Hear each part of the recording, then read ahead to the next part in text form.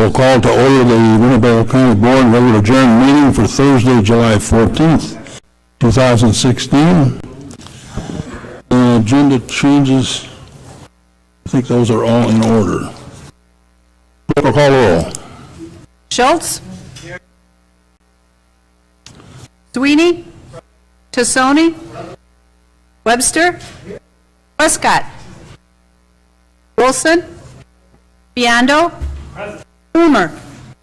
Badusha? Girl? Goral? Guevara?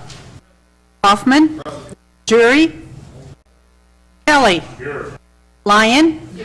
McDonald? Nicolosi? Red? Salgado?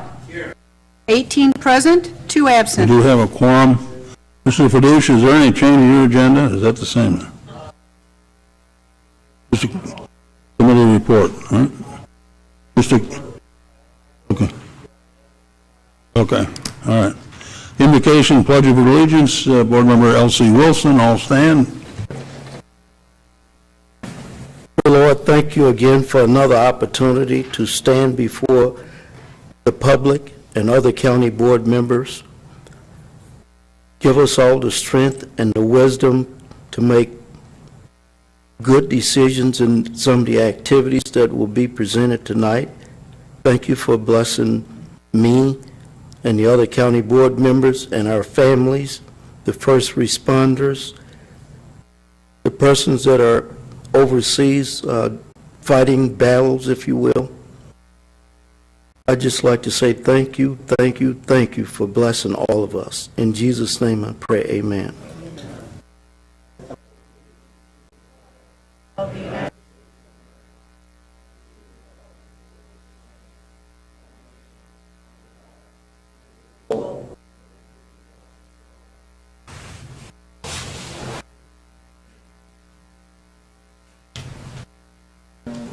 Mr. Jury? May we have one moment of silence for those 5 officers that gave their lives in the Dallas. We have a moment of silence for those 5 officers.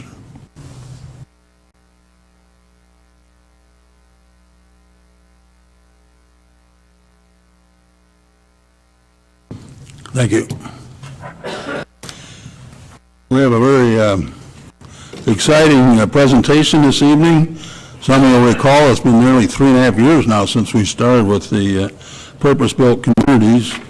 And of course, there's been tremendous partnerships forged through this process. Earlier today, we had a meeting of some 31 folks representing a vast array of agencies and people with vested interest, and now talking seriously about the funding of all of this. And it really is a transformational type thing you're going to see. So with us, we have Mr. Gary Anderson, who's been involved in this, Jim Hughes from us, who did the Lincolnwood development, Mr. Logley, Mr. Keeling, Todd Schmidt from 205, also Ben Holmstrom representing 205, and Kevin, right? Okay, great. Thank you, and we thank you for being here. We're going to just kind of go a little bit, wing this just a little bit for you, so I'd ask Jim maybe to come forward. In fact, Jim, Paul, Gary, whatever, Todd, and we'll kind of go through as we got the slides. You can each address it accordingly. I think we can use this mic, can't we, Chase? You're going to operate that? Yep. Okay. We're going to start with this video. I'm sorry, I got to back up. The video is first, so.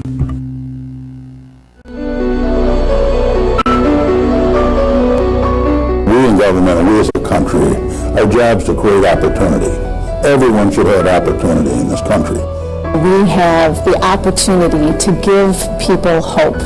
And right now, I feel like there's a lot of people on the west side that don't have any hope. And if we have the ability to change that, then we have the ability to change Rockford as a whole. The current models that we have are not successful. If they were, we wouldn't be having this discussion. So it is time to change that direction. People want to improve their lives. Very few people want to stay and live in poverty. Rockford has unique challenges, like any community. We've identified a neighborhood just south of the central city in the area of the old Rockford College campus, now Rockford University. We believe that we can make that a sought-after neighborhood. Seeing what's been done in so many areas just points to how this is such a positive, enthusiastic, aggressive approach to our community and poverty and to helping families. Purpose-Built Communities was founded in 2009 to help local leaders around the country design and implement neighborhood revitalizations that are designed to break the cycle of poverty. Our model derives from our experience in working in the Eastlake neighborhood in Atlanta. When we first started as the Eastlake Foundation in 1995, the neighborhood was struggling by every account. When we looked at the statistics around education, we realized that the longer people were in Eastlake Meadows, the less likely they were to participate in the American dream, and that was simply not acceptable. They were willing to go against their own fears because they wanted something better for their children. And to me, that was the first time I said, we are really on to something. We have a community where everybody works. 70% of the families who receive public housing assistance work. The others are elderly, disabled, or in job training programs designed to lead to work. Crime is down about 95% with regard to violent crime, over 70% with regard to all types of crime. More than 97% of kids meet or exceed state standards on all tests from grades 3 through 8. We saw that we were really making progress, not just in the physical revitalization, but kind of in hearts and minds. Our focus is a neighborhood revitalization strategy. We've replaced the old public housing with mixed income. I distinguish caring from enabling. We don't do things that will keep somebody dependent. With a clear model, it's to create high-quality mixed-income housing that serves people across a broad range of incomes. You can't tell where someone lives whether they receive a rent subsidy or not. Frankly, it's no one's business. I grew up in Rockford, and I grew up in a mixed-income neighborhood where there were wealthy people and there were working poor people. We didn't really know who was who, we just were neighbors. Let's address the whole neighborhood. Let's holistically not just think about the rooftops, but think about the jobs, the education, the health, the physical being and living of day-to-day life. I look at it as family, but more importantly, it still comes down to people. I don't think you should judge people how much money they make. I think you should judge them on how they live in a community. The Cradle to College Education Pipeline is a model, frankly, that can work in every neighborhood and should be in every neighborhood in America. Individuals who are educated and have opportunities at education are far less likely to turn to crime. People, they want to feel good about themselves, and when students aren't doing that, or they're struggling and they're not getting the extra attention that they need, they're going to give up. We know that the building blocks of a good life are those three general topics of education, income, and health. You got to work to get kids prepared for school, help them be successful in school. You got to help families achieve greater financial stability, and you have to help create a healthy and safe environment within that neighborhood. The third piece of our model is around community health and wellness, and bringing in the kinds of programs and partners who create that infrastructure that allow everyone to live a healthy life. I'm hoping that people that have the resources realize that it would be money well spent to not only help themselves, but help the community. One of the great things about this area, in terms of all of us, as well as Purpose-Built, is its adjacency to downtown. The ability to walk to what you need to, whether it's the grocery store, restaurants and entertainment, or just playing in parks. Commercial development is an important part of the success of Eastlake, but that wasn't where we started. We started on housing, we started with education and community wellness. The secret sauce in the success of the Purpose-Built model is the existence of what we call a lead organization, whose only reason for existing is to make sure those three strategies are implemented to very high standards within a defined neighborhood for the benefit of the people who live there. The thing we can't rely on is somebody coming in from the outside to solve all our problems. We've got to do that from within the community. When we take a model like Purpose-Built communities and we employ that with a partnership with private and government, it's a situation where everybody wins, nobody loses. When the West Side is perceived as an education destination, where families with choice want to live there because the schools are great and they know their children will be well served, that's when we've been successful. I was not prepared to see the change, not just about the place, It was about the people, the energy. When you walk into that grade school, you want to go to school there. Schools, as we've created them in the past, are pretty much an educational silo. What they have done down there is they integrated into the community. Families wanted their children to go to the school, so they had to move into the neighborhood. You can't imagine it unless you go and you see it for yourself. You can't tell the difference of where market rate is, where low-income housing is. Why can't we apply that here, which is not that much of a stretch? These are our citizens, that we're all in this together, for them to have more fulfilling lives, and we're all better for it. We're looking at economy, we're looking at education, we're looking at crime, safety, health, housing. We're together saying this is what a successful neighborhood looks like. This is so exciting. How could we overlook an opportunity like this? This has not happened to many communities. It's essential that all comes together. But it can't be done if there's not private investment. We need to take it farther, though, than just having essential partners. Sometimes we just need friends. I think we all understand we need to take a different path. Purpose-built offers that credibility. Let's all grab an oar, get on a boat, and let's truly transform our community.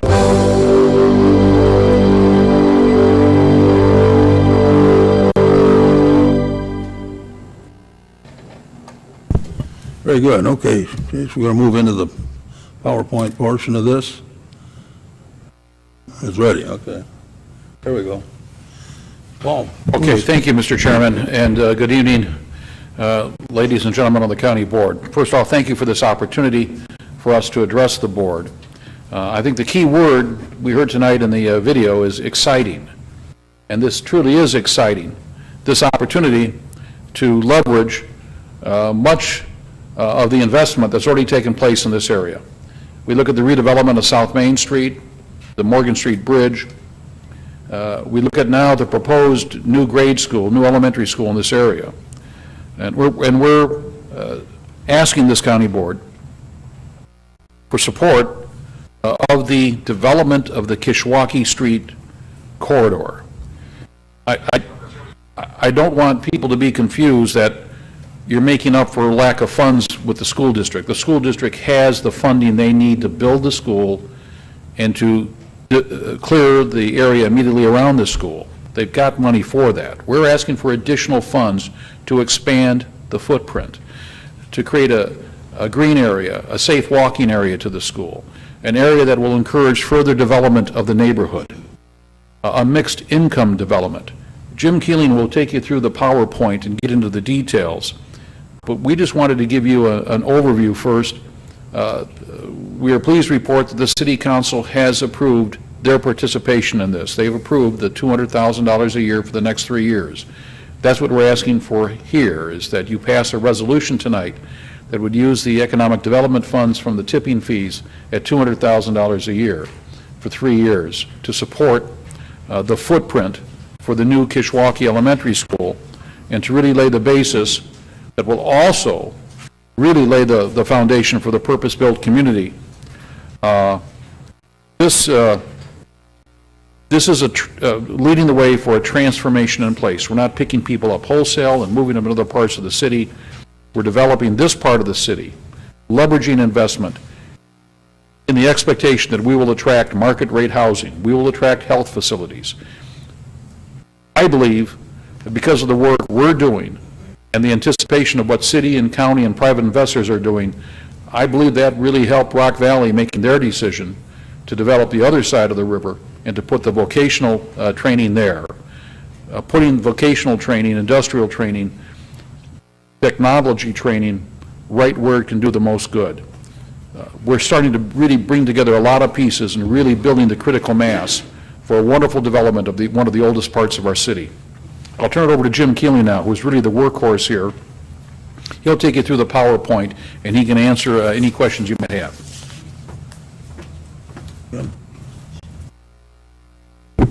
Thank you also from myself for the opportunity to speak to you. In the video, you heard the term about the organization. We are sort of the ad hoc organization. Once we complete the affiliation with Purpose Built, which we hope will happen this year, They'll be visiting us later next month for a real intense look at our community. We'll form this single-purpose organization to look at this whole area and have them help us develop the real plan for what's going to happen. What you're going to see now are our ideas, the ideas that Gary Anderson's firm has put together.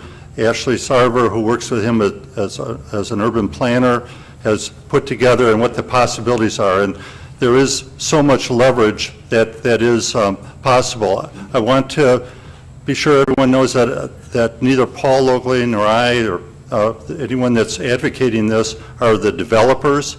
That'll be other people, other opportunities. We're also not the planners.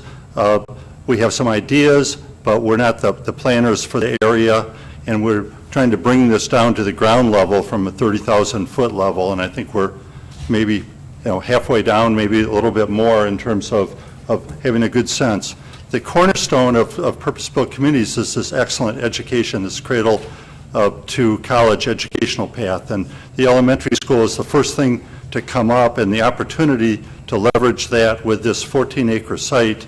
Todd can show the phasing that is going to occur for the construction of the school over the next 2 years. But this will be a true community-based school for access, and along the way will eliminate some of the real serious urban blight and a crime area that will have an immediate return for some of the issues that you have to deal with in terms of budgeting and resources as well. So this is the 14-acre school site. And this one shows the, Winnebago. He's got the device over here. He can do it. Okay. Here's the phasing. The school will be built on the southern area in the yellow. It's like a 85,000 footprint school, and to the north will be the play fields and the green space.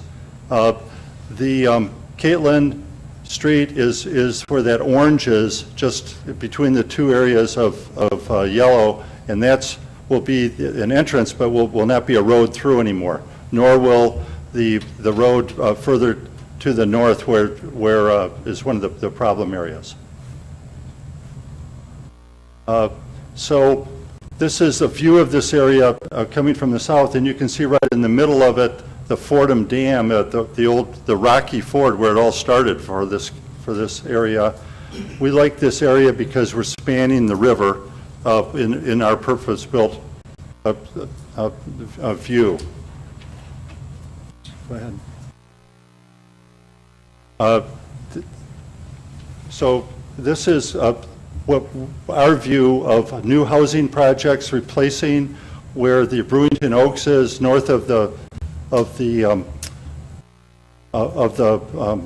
bridge, and the redevelopment of the Barbara Coleman area, infill of housing, and then spilling out into other areas. So you can see it's leveraging its adjacency to the downtown and spilling out into the other areas.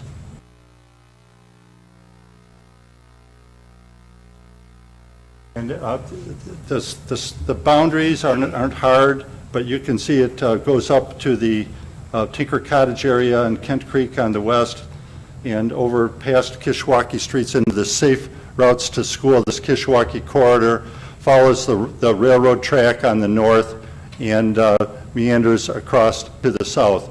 The idea is to be an area of about 200 acres to be the focus for the overall review and redevelopment.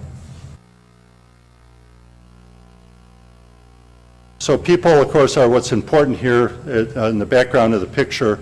The three pillars of purpose-built are housing, wellness, walkability, walkable neighborhood, as well as health facilities, and this education focus. Housing then follows, and with the true mixed income, the idea is to have 1/3 full market, 1/3 subsidized, and 1/3 replacing public housing, all done in such ways that was said in the video so that you don't tell one part from another. And we put this slide together. It's really not even complete, but you can add up the literally hundreds of millions of dollars that we as a community have invested into ourselves through the redevelopment of our main arterial roadways, the UW Sports Factory, now this school, the Rock Valley investment, the bridge, $40 million bridge, which has now spawned in the downtown area $30 million so far, I think, of private investment, and another, how many, 60 million on the, just about to hit. So the adjacency to this area is so important. Gary, why don't you talk about the slides about some of the changes? I think when we talk about recent investments, the Prairie Street Brew House, this is what it used to look like. And when you end up seeing what it's done, what it looks like today, we've now taken our river as an asset and made it a people gathering space. And certainly the amount of investment here spurred on other things and confidence in our community. As Jim said, we have really seen a surge of private investment that we haven't seen in really 55 years. So it's been a long time coming, and certainly that's been helpful to our public improvements as well. This is in 300 and 400 block of East State Street. These are all market rate. Rents range from $1,000 to $2,500 a month, fully occupied. The lots that are being built are occupied as soon as they are finished. We have created in the last 10 years over 300,000 square feet of new loft housing in our downtown area. That's pretty amazing that most people don't even realize that's the case. Then we have the River Oaks development that was there in 2008, 16 units, and certainly what their rents are, very affordable. And you take a look at even 7th Street is on the rebound, Lantow Lofts. Now the next is the Midtown Lofts. They had 4 units that were just completed in the far left. Those were fully occupied the minute they were finished. So the rest of it is now under construction. So we take a look at the housing in the neighborhood. We've really got some good housing stock and a lot of good neighbors, people that care, people that are invested. What's really neat about the neighborhood here, they've really taken an initiative to take back their neighborhood, and through a variety of activities, interventions, and what that means is that they've got some drug dealers or prostitute houses that they've gone in there and they've cleaned it up. Literally by sitting on the front lawn or taking all the trees and bushes that hide it. In the one house, they even took the shower curtain off the front porch where business was being done behind it, and that they weren't going to take that anymore. This is the kind of activism that we have in this neighborhood that certainly makes it a candidate to say, hey, we care, they care, what can we do more about investing? And then this is what the old Jane Addams housing complex looked like in the Orchid 3rd Union neighborhood here. And that's what the new project that Gorman did, which was really a huge improvement to the neighborhood in providing housing, much needed housing, and has been a great neighbor for everybody. And then when you take a look at some of the housing and the infill and stabilization that needs to be done of having houses that are going to blend into the neighborhood, we do have some houses in the school property that to either to be demolished. There's about 5 or 6 that are maybe worthy of being moved. We have a lot of empty lots that we need for infill. And if these houses look good enough on the inside, they'd be a candidate for relocation. So here we have some of the new housing and residential opportunities that we have along the river, walkable townhouses and or townhouses along the river housing development, and affordable senior housing as well. The the one thing about the site here, about the Brewington Oaks, the investment that's been made by Gorman on the just to the north of the roundabout there, but Brewington Oaks is going to be demolished in 2019, which will really change the entire site. And then looking at the whole site there holistically, What are the opportunities to take a look at new housing that overlooks the bluffs and can be a part of the housing that's low-rise, and that would be more in keeping with the character of the neighborhood. The other thing is the potential for the Whitewater Urban Park. We've been talking about it for quite a while, and it's time to maybe make it happen. With the sports factory just being completed and opened, here's a perfect opportunity for us to add even more amenities to our downtown riverfront and make it an attraction. Next. So you end up looking at Whitewater Park that looks can look just like that. And that vacant site there that ComEd has was the old Fortin Dam power plant. One of the other things is the old Burlington Railroad Bridge on the left-hand side and about the middle of the picture there that is currently under reconstruction. About $1.5 million is being spent there for a pedestrian walkway. And that too is going to provide another amenity to walk across the river there and probably end up enhancing the fishing hole that we have down there already as part of the old water power district. So you also get on the other side of Barbara Coleman where the Eclipse plant was. Here's another great opportunity for housing, market rate housing on the river. And it's got some great views there, the bridge and the bluff on the other side. And when you take a look at these kinds of opportunities, and I think one of the things that we're really creating here is an opportunity for market rate housing to work in downtown Rockford. With a number of units that we've got going in and have been done, it does say that people do want to live downtown, and they certainly would love to live along the river. So here's an opportunity that we can end up using. And then Barbara Coleman here with the recent announcement of Rock Valley College can be really a huge anchor in the redevelopment of this complex. It's certainly one of our best group of buildings that we have, I think, in our community that has such a variety of opportunities that can do a lot of mixed use. So these are some sketches of what Barbara Coleman could end up looking like. And things that have been done in the past and certainly can be part of the future look and feel of what it can become. And certainly the sports factory here has been a great addition to our community, great views of the river. I think most people are surprised when they look out there to see what we have and the bike path that's along there. Okay, questions at this point? We'll stop for a minute. We got a little more to go here. Mr. Biondo? Okay, go ahead with Lincolnwood there. Okay. This is an example of one that's going on here. You bet. I want to thank the chairman for letting me get involved in this great community effort. You know, I guess you're asking yourself, can we really do it? And I'm here to tell you it's already been done. If we look at Valerie Percy Apartments on the west side of Rockford on Pierpont and Green, there was 190 public housing units there. And CCS Youth Build Rockford, after that was demolished, got 8 acres there, and we turned around and put 26 single-family homes and $3.8 million investment. There were 2 phases of Lincolnwood, which we were 18 houses in phase 2. And what the wonderful thing is, the average cost of a house in phase 1 was $85,000.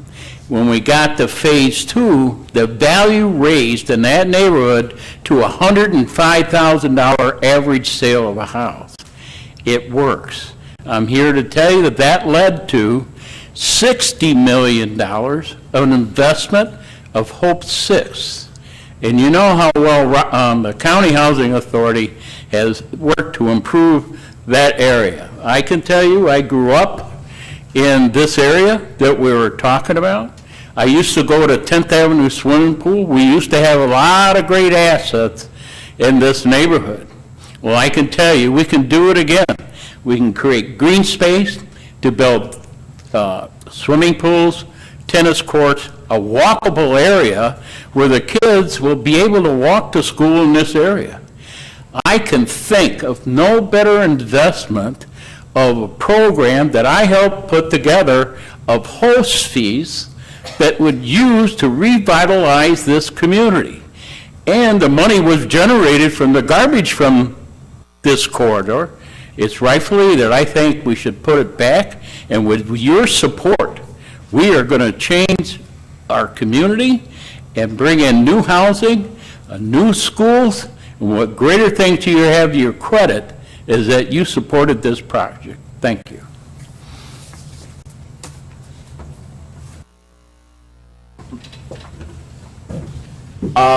Actually, my stuff's not up on the PowerPoint there. Talk a little bit Back about up to the school there, will you, Chase? Yeah, you can go to Back like to the slide original. 2. Yep. Yeah, go ahead. We kind of went out of order. As we looked at this, where the Board of Education approved back in December of 2015 the construction of 2 new elementary schools, we started looking at the site selections for them. One of those elementary schools is going to sit there and consolidate our Kishwaukee Elementary School and our Nelson Elementary School into one school for one zone attendance area around there.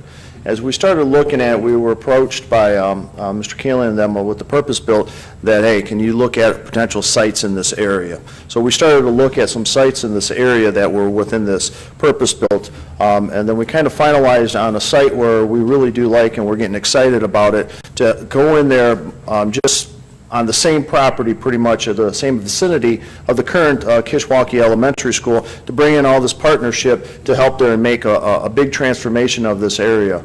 Where we have with the district, when we looked at it, we have $1.6 million for land acquisition and demolitions of the old Kishwaukee School. So we have 1.6 to bring into this. Where we're looking at it is if we start phasing it, that'll give us about a little over 8 acres. But if you look at everything out there, that gives us a larger site once we pool everybody's resources out here up to a 14-acre. So we can have a lot of joint spaces out there, ample parking out there, some green space, partnership with the Park District. Right now, like at Kishwaukee, the playground area they have there is very limited in the green space. So as we started looking at this, we have to keep this building open until we have the new school built. So we finalized on this one. We want to have the school open in August of 2018. So then we looked at the south of Caitlin, as that would be our first phase. The orange are the first phase and the phase 3. The 1 and the 3 are the ones that, if you look at the footprint there, that's pretty much, that would take care of our approximately $1.6 million. That's in the orange phase 1, that's land acquisition that we would have to do. And the phase 3 is the old Kishwaukee School, where we do have money identified for demolition of that. So we're looking in that phase 1 south of Caitlin. We would start building the school right there.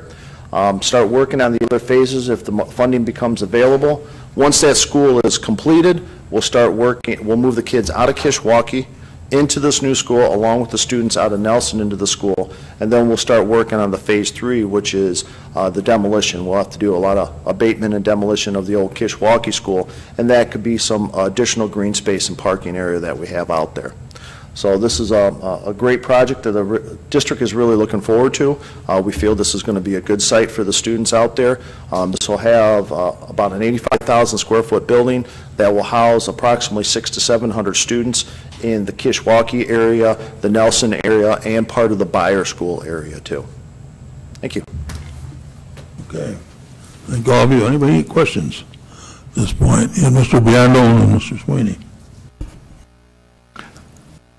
Yes, first question I have, I just may have heard the answer, was the fact that you have planned to demolish the school, because the newspaper article said that you hadn't made up your mind yet what you were going to do with the building once they moved out. Yes, going to this site right here, we'll need that as part of the site layout for bus parking. Actually, that would probably be right where we would do our the buses. We have about 13 buses coming in there, so we will have to demolish that school. Okay, and the what if we decide to vote for this 200,000? I was thinking we were going to just take the couple of $100,000 we used to have for demolishing. It was actually up to 300 or 400 at one time, and now we've only spent like 129,000 for demolishing this year. And so I'm wondering what in the host fees are we going to cancel to come up with this money, because we do typically spend right real close to the $3 million that we get. So where are we going to take it from? Yep. We'll get into that in a minute. We can do that in a committee report. Okay. Steve, you got that data, I think. So. That's a question. And then we aren't a built community yet, though, right? We're looking for, I've heard 3 or 4 years, and now tonight I heard 1, so. We are not a purpose-built community yet. We are talking very seriously with purpose-built, and we intend to work towards the same redevelopment if we are a do-it-yourself community, or if we're affiliated with purpose-built. I'm confident that we will be affiliated with purpose-built. That said, what purpose-built is basically a consulting service of best practices that's worked elsewhere, as you saw in the video. And it's a free service that they provide, that they fund and provide. There are no dues paid to them or anything like that, no fees paid to them. So we think that that's a more than a $500,000 contribution to our community that they bring to us from over the 10-year period that they'd work with the community. Okay. They also, you get to the brand of purpose-built community, which then leads to a network of other funding sources and not-for-profits and other partners to work with, but it is not a funding source in and of itself. Okay. And I noticed, too, that the public investment is the schools and then the county and the city. Where's the private funding coming from? In this particular phase for the school, we've pledged to raise $200,000 from private sector. Mr. Logley and I, our families have each made lead gifts in that. And so other private funds will come in elsewhere in the purpose-built initiative, because we will have a single-purpose organization, and we will have an annual budget for that organization once it's formed up. Yeah. Well, I have 2 more questions. How much, we need to know how much, maybe we'll find that out later, but I'd like to know how much of our tipping host fees are spent in Rockford versus other county communities like Roscoe, Rockton, Winnebago, Pecatonic. I heard it's over 75%. So, I just wonder why we always keep just helping one city of the many cities that we have. So I'd just like to know how much tipping fees that we actually give to Rockford. And that's just something I need to look into. The other thing is the article says RHA is discussing options for replacing Brewington Oaks. Are they thinking of moving into this area then too? Is that one of the RHA things? They'll have to develop a plan. I don't see where all of the residents of Brewington Oaks could be into this housing. There'd be 1/3 public housing, 1/3, but some of them could. Yeah. We're thinking about in the whole area 250 or so new residential units. So if it was 1/3, that would be 80 or so. All right. Thank you. Okay, I think Mr. Sweeney. Thank you, Chairman Christensen. My 2 questions. My first one is, just with past looks at what purpose-built has done with other communities, what type of impact would it have on their psyche to see us do or not do this from a local standpoint? In other words, does it increase the odds that they will want to participate if they see the grassroots, efforts and funding from local entities and governments, or is it just kind of is there any pattern there with their other past behaviors? What they are looking at and have been looking at since they came here and visited us 3 years ago, that we have the pieces together, that we can work together, and that we have resolve, and we have enough positive things going on that there is a good chance of success. There's never any guarantees in life, right, but that there's a good chance of success, that the traction exists for success. And they build off of the 3 pillars, and then the other things follow. The 3 pillars, again, are the education, the mixed housing, and the commitment to walkable wellness type of area. And so we're trying to advance on all 3 of those as we go. And they had a housing study that they wanted to see about our community that has been done and shows that we still have challenges here. but with all the jobs that are in the pipeline, and we seem to have, as a community, thankfully, are turning the corner in a lot of ways, and the adjacency to the downtown will be a factor very important to them. We see it as being a leading, indicator to, like an acid test that things will work. Exact timetable and exact configurations can't say, but the investment of Rock Valley, the commitment from the school district, the other things that the city and the county have done, all, do impress them a lot. And as well as things happening from the private sector to work on this together, because we're a community all together. Let me just emphasize, the key to a purpose-built community is that they have to be confident that we can attract market-rate housing into this area. You know what this area looks like today. You know what kind of housing is there. We are in the belief that when we bring all of this together and have that downtown amenities, that market-rate families, that's families with kids, that's young professionals, will look at this area and see that they can walk on the pedestrian bridge over to the BMO Harris Bank Center. They have access to the museums downtown, the restaurants, the UW Sports Factory. They have a high-performing elementary school. I mean, when you have a young family, what do you look for? Schools, state-of-the-art buildings, and high-performing schools. And we have that commitment from Dr. Jarrett and the people at the school district. You're going to see some really innovative things going on at this school, and that's going to be prototypical for all the other primary schools. So what we do here is really going to spread to the surrounding neighborhoods and even to the other schools. The key, again, is to attract people who will pay market rates for housing in this neighborhood. And it is a challenge, but we think the pieces are falling into place. Right. Thank you for that. And just to be clear, too, I wasn't trying to hold to a if we do this, they will come scenario, but just to know that they're not indifferent, that it's very relevant and hopeful, that kind of thing. It's amazing how much they know about our community. Yeah. And really, when we met with them a month or two ago in Atlanta, they are very impressed with what they see in the community and what they see us doing. So I'm like Jim. I'm optimistic. We're going to get this designation hopefully by the end of this year. Thank you, thank you. My second question is, how does, obviously, at least if you live in Rockford, you pay close attention to these studies and stories that come out about the FBI's most dangerous neighborhoods here, there, and everywhere. How does this project's, geographic location overlay with some of those studies? It seems like the number 3 neighborhood, I remember seeing some of these. This is right between the two most challenged neighborhoods in our community. As United Way, we're working with Ellis Heights, which is the West State Corridor, and Midtown, which is the 7th Street, 11th Street Corridor. And you can Google up those two neighborhoods, and you will find they're listed nationally. They're dangerous places and poverty and that type of thing.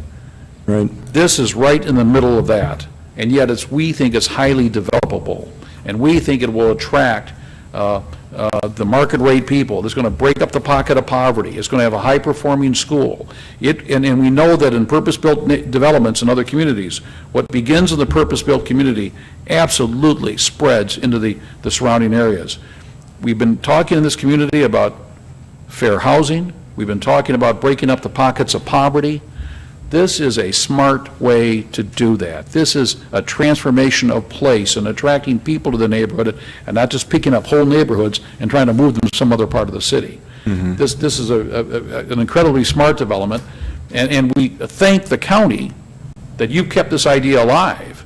They started working on this 3-4 years ago, and the county and Chairman Christensen have really been ushering this thing along and really laid a solid foundation for Jim Keeling and me and others to come in and really start taking it over from the private side. But we can't do it without government support. But we also know when we want to develop that housing in that area, we got to bring in millions of dollars in private investment, in private capital. Otherwise, we're at a dead end. And we are committed to finding the right kind of developer who will develop the market rate, the affordable, the subsidized, along with the health facilities, along with working with the school district to make a cradle to college and career, highly performing environment for education. Thank you. Mrs. Gorel?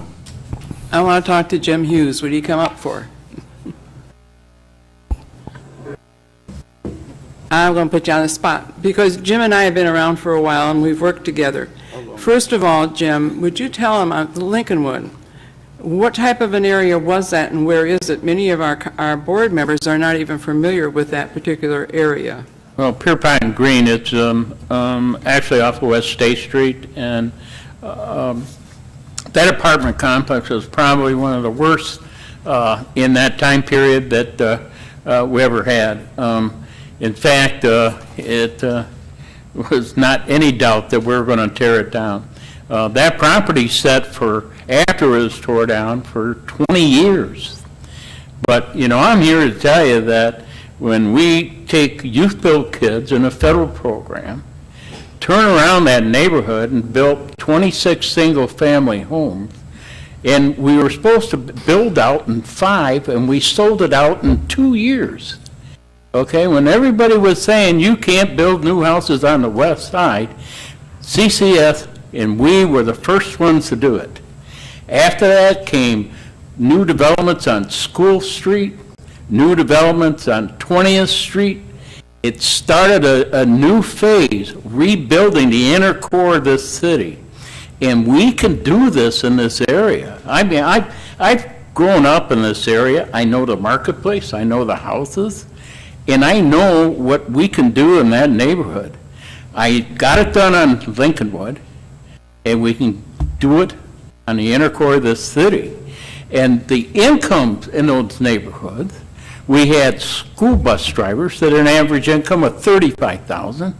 We had people that worked for construction in William Charles, Chrysler. We had $120,000 per household to $135,000, and it worked, and it will work. And it was 50% affordable and 50% market rate.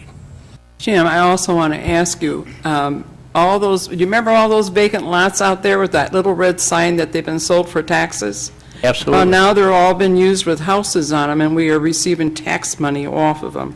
I'm also familiar with the area you're talking about, and probably that has just as many vacant houses in that area as we do in the West End. Once we destroy those homes and build new homes, our tax base is going to be going back up again.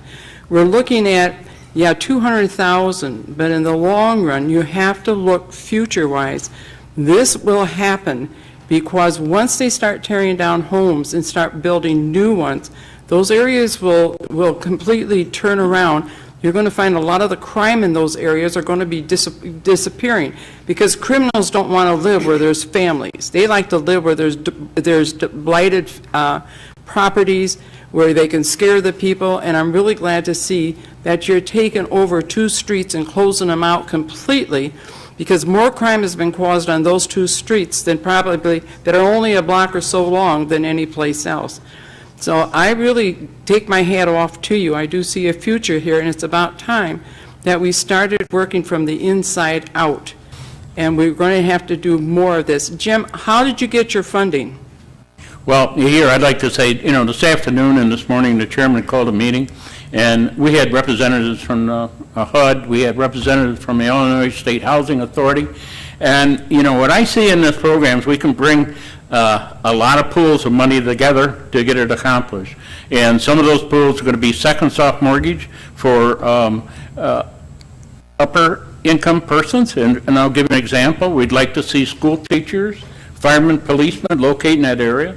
There's $7,500 per home that we can give for those people that are forgivable after you live there in that house 5 years. So there's all kinds of tools and financing tools that we even use in Lincolnwood. We even used, I gave the first time anybody give HUD them money, and what I asked them to do, I gave them $140,000. I asked them to invest that in a 30-year treasury note. Well, back then, it was like 7-8% money. Well, that generated up front for me $650,000. That's the kind of creative financing and everything we're going to do in these neighborhoods to make this work, and you have to. Where the housing market has crashed like it did, we got a big problem. And every community across the state of Illinois has that problem. But we can work out of this thing by finding the subsidies to do it. I know how to do it, and I'll get you the money. I've done it before, and I can't continue down a path of seeing like the city or anybody keep tearing houses down with no plan to build back. What is that doing to your tax base? We have to invest in this to get new homes back in those areas to help you with your tax base so you don't have the deficits that you're looking at. Thank you. Thank you. Okay. Mrs. Lyon first, and then Mr. Jerry. Thank you, Chairman. I don't know if it would be Attorney Keeling or if it would be Paul Oakley, but one of you had mentioned that the $200,000 that the county would contribute would enlarge the footprint. Could you be more specific on that issue? I don't know if it's to attract, to kind of shore up the interest by the purpose-built community organization, or if it's to, because somebody else said that the school was completely funded, so I'm just trying to get the connection here. If you look at there, part of that is the whole dotted line up there. That's where we're looking at the additional funding for all that. That's a little over 14 acres. Where that 200,000 with potential contribution from the county and the commitment from the city, that will enable that whole dotted line up to 15 acres to demo those houses and help the redevelopment of the whole area. Oh, so which dotted line, I'm sorry?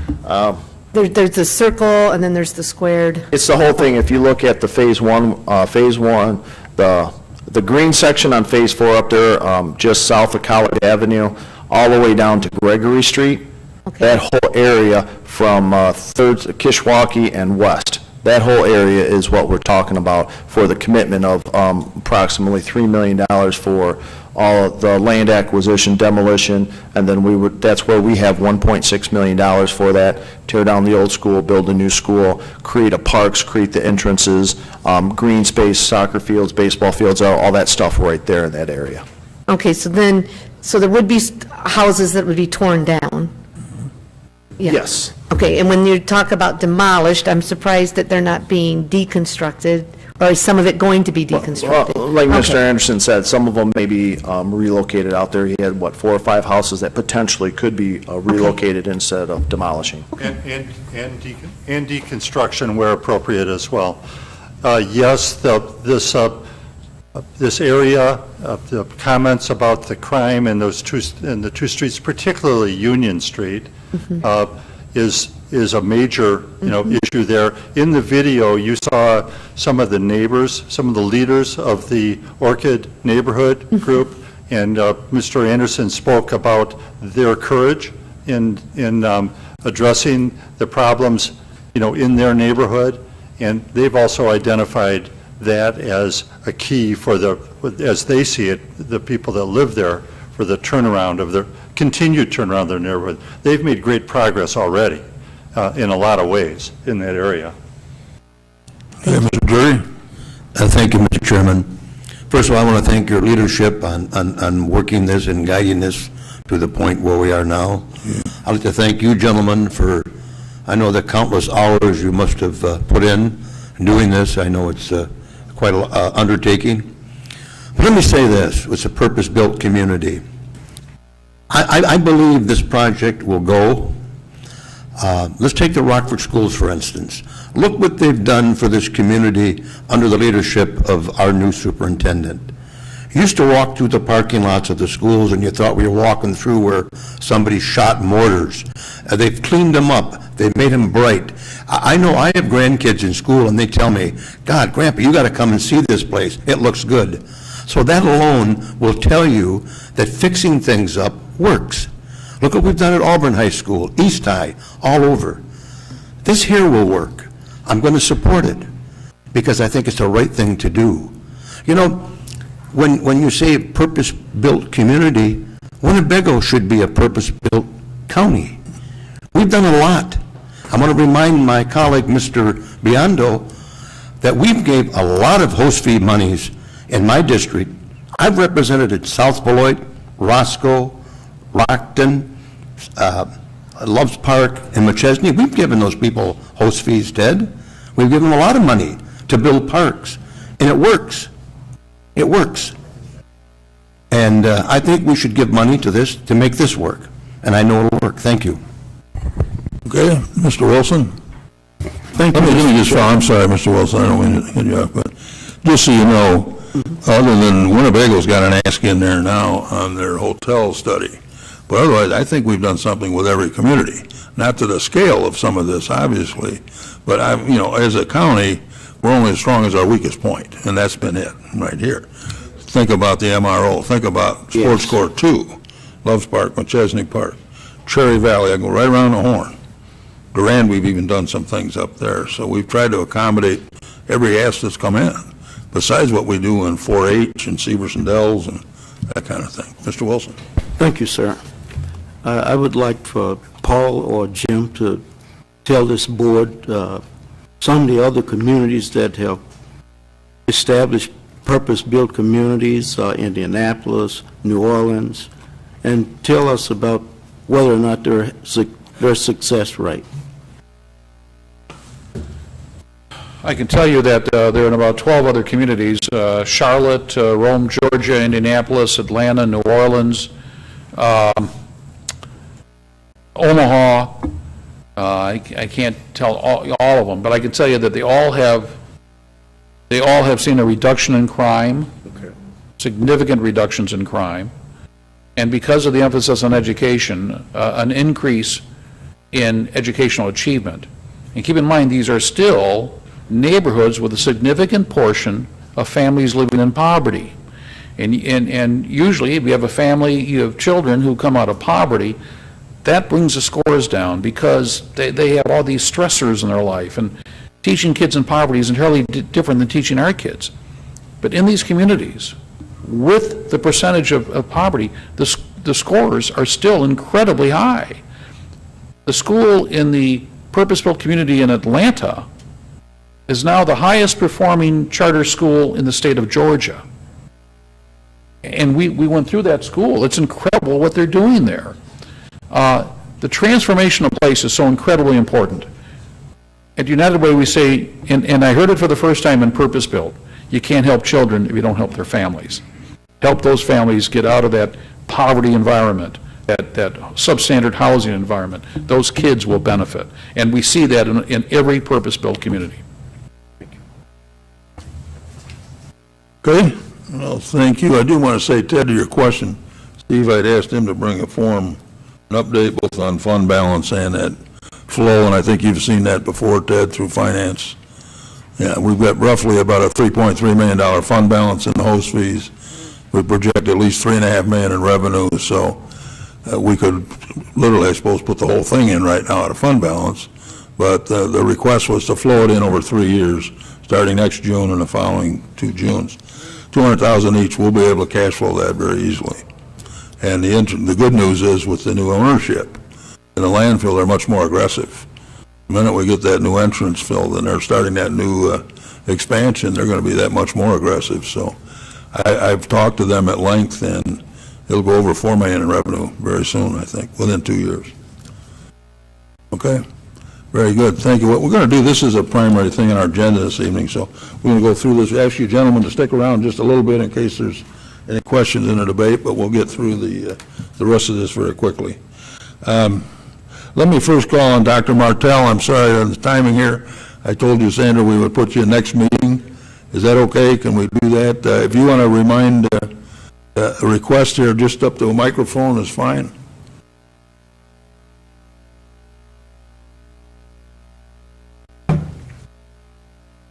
Thank you, Chairman. I think it's probably a good introduction because most of you have gotten 2 emails, right? I'll admit it, on the community health assessment data. And I think it may even actually, as you think through, the important part is to look through that. You got a homework assignment, right? Got to look through that data and really look at that prioritization matrix because it really kind of segues in. what are we prioritizing in our community? And that is across all of Winnebago County. And you look across it, you've identified, you can see all the health data and statistics. This isn't the first time we've gone to the city of Rockford and shared that same information. So over the next couple of weeks, begin to look at that prioritization matrix and say, because you're going to have to make some tough choices, right? A, B, is that more important? Thanks, Chase. You can take a look, is access to care, how does that rank against some of these? And when you look at housing, it's in the social determinants. When you look at violence, especially regarding youth, when you look at things like mental health and health equity, these are all tough choices we're having to make as organizations when we look at prioritization. So I'm asking your attention over the next couple of weeks to look through that data. There's 50 slides of it. I know it's dry, and it is across. We also have the forces of change, which has been done by across both the city as well as your rural and suburban communities. And this show has gone on the road to several of the townships already, and they have already submitted their prioritizations. So we will be looking at all of that in aggregate as a health department to come up with what are the 3 health priorities that we will be working on and dedicating our resources to over the next 5 years. So thank you. Okay, appreciate your efforts there. We're going to continue here. May I please have a motion to approve the minutes from June 9th, 16, and lay over the minutes from June 23rd of 16. Moved by Mr. Jury, seconded by Mr. Guevara. Additions, corrections, deletions. Hearing none, all those in favor signify by saying aye. Opposed, minutes are approved. Announcements and communications, Clerk Mullins. The items listed below were received as correspondence. They'll be placed on file. Any other announcements or communications? This you've got before you on the ethics training. You'll be happy to know that I think Mr. Peterson, I think 100% of our employees have been through this or will have been through it. Yes. Okay, very good. And there is some information we received today from IDA regarding sinking in an underwater mortgage. There's potential to some $50,000 in relief to get people into a situation where they're not underwater in a mortgage. So we've got that in our office, if you have anyone that might have some interest in that.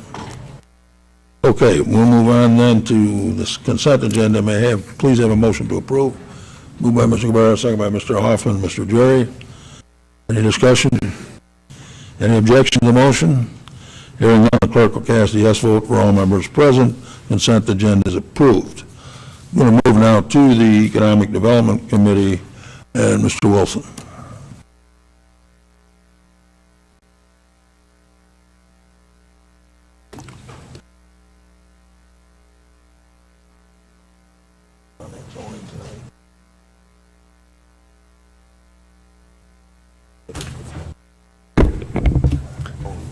Good evening, board members. The Economic Development Committee has one resolution.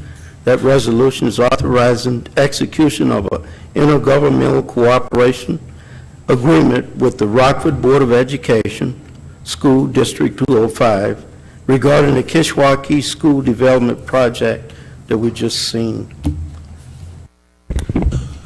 So moved. You've heard the motion, second by Mr. Guevara and Mr. Fiducia.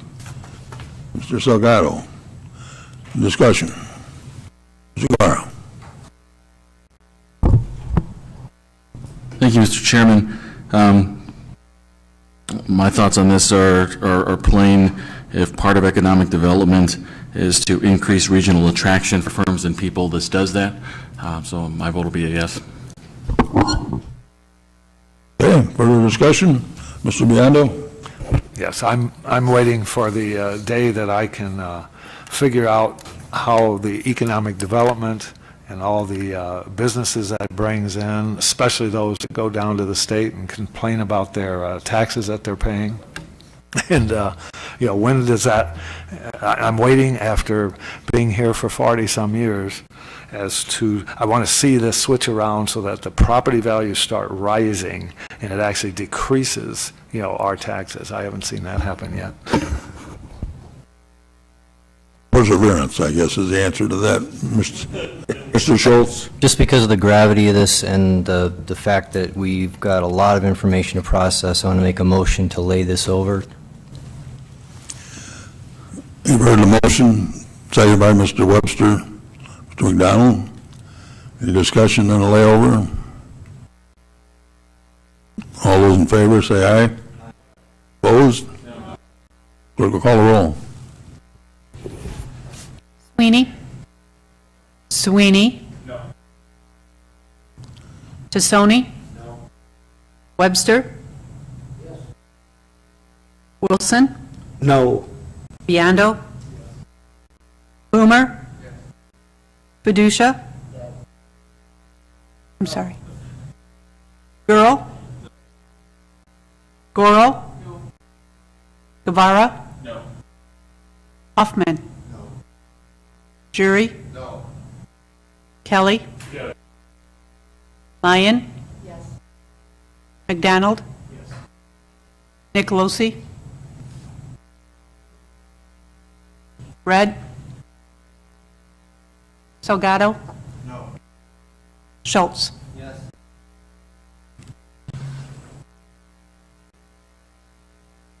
Seven yes, 12 no, 1 absent. Motion is defeated. The original motion is properly before you. Further discussion. Mr. Kelly. I had a question on the documentation regarding the host fee provided.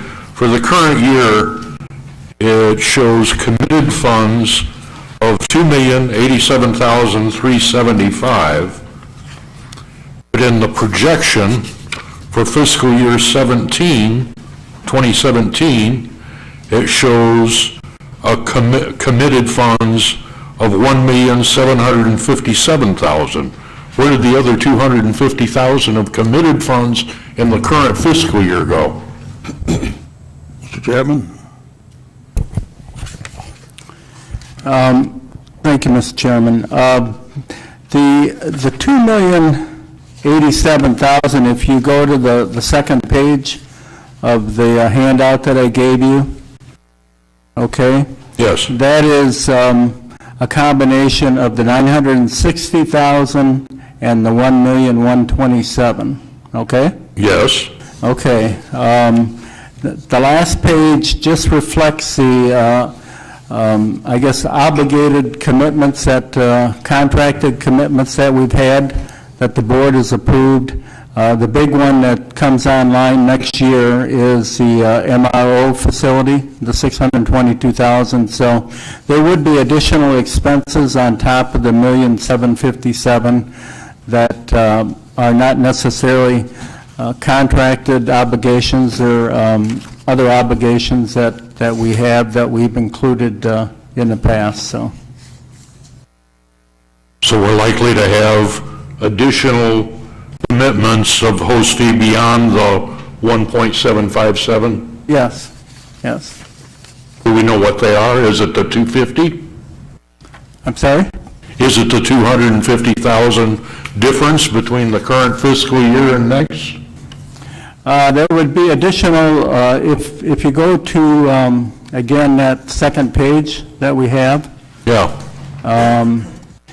It would probably be the Economic Development District, the 48,000. The RAID Act, that's 148. The amount that we give to internally, the 200,000. Freedom Field, and depending upon what we do with demolition, possibly that. But again, what was reflected on that third page is strictly the obligations that the county board has committed contractually, and that doesn't necessarily include everything that we pay out in the, so. Yeah. Well, no, and Mr. Webster? Yeah, I just want to say that I'm not necessarily opposed to this by any means, but as Mr. Schultz brought up, you know, this came on us rather abruptly, you might say, and normally after something like this is proposed, then we discuss it at our respective caucuses, and then it comes in for a vote. And this is not really the procedure that we normally would see, I guess you might say, and so that's why I backed up Steve's motion there, and I still feel that way. if I have to vote on it tonight, I would have to be a no. Who is next to Mr. Schultz, Mr. Guevara, and Mr. Jerry? Thank you, Mr. Chairman. You all have heard my speeches on the fact that we have a significant financial problem in front of us. There are times where it appears to me we have blinders on when we address individual issues, and we take them separate from the larger context, and this appears to me to be an example of that. And it makes no sense to me, and I think it puts us in jeopardy of the public questioning our judgment when we make decisions in isolation, but we ignore the larger problem that we have. And that's why I'm going to vote against this. Thank you. Mr. Guevara? Thank you, Mr. Chairman. Again, my yes vote tonight is contingent on the fact that I took the time to read the agreement and to review what was sent to us. I think we talked about, or at least Mr. Westcott mentioned this topic, and we talked about it to some measure in caucus, in the same way that we've talked about zoning issues in caucus before voting on them after the zoning committee met on a Wednesday. So, I mean, this to me seems consistent with things that we've done in the past. Mr. Jerry? Call the question. Question has been called. Clerk will call the roll. Tassoni? Yes. Webster? Wilson? Yes? Biondo? Boomer? Fiducia? Yes. Girl? Yes. Goro? Yes. Guevara? Yes. Hoffman? Yes. Jury? Yes. Kelly? No. Lyon? No. McDonald? No. Nicolosi? Yes. Red? Salgado? Yes. Schultz? No. Sweeney?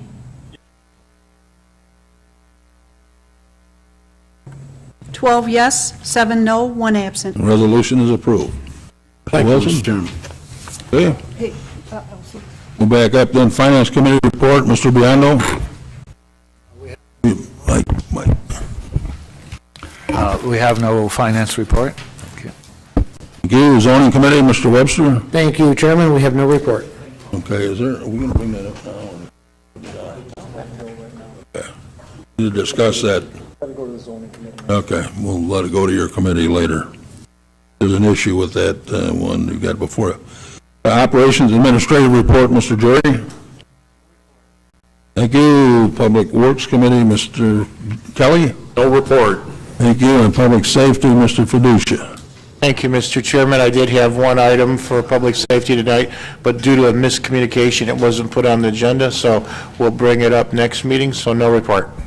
Thank you. We do have a couple other things, a couple from Mr. Guevara, and an appointment, and that'll be coming up at our next meeting. We did have some stuff that was supposed to get out, noticed that for whatever reason didn't make it, so we apologize for that. Any unfinished business? We have one appointment to the Sewer Sanitary District, Barbara McQueen. I think that was in, has that been laid over? Has that been in the first reading? First readings? First reading? First reading?